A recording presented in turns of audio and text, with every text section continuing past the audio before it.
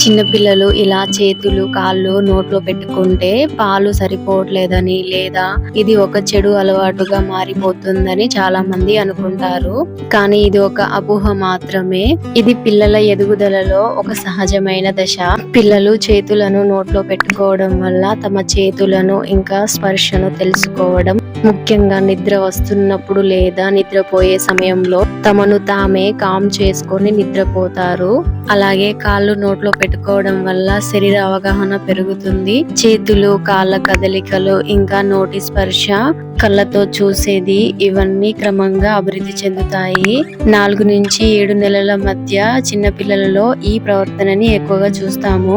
అయితే చిన్నపిల్లలలో ముఖ్యంగా గమనించవలసిన విషయాలు: 3 నుంచి 6 నెలల మధ్య బొర్ల పడటం, 6 నుంచి 10 నెలల మధ్య పాకడం, 6 నుంచి 9 నెలల మధ్య ఆధారం లేకుండా కూర్చోవడం, 10 నుంచి 12 నెలల మధ్య ఆధారం లేకుండా నిలబడటం, 12 నుంచి 18 నెలల మధ్య నడవటం, ఇవన్నీ సరిగ్గా ఉన్నాయో లేదో గమనించాలి. ఇంకా ఇలాంటి పేరెంటింగ్ టిప్స్ కోసం నా ఛానల్ ని ఫాలో చేయండి. ఈ వీడియో మీకు నచ్చితే లైక్, షేర్, సబ్స్క్రైబ్.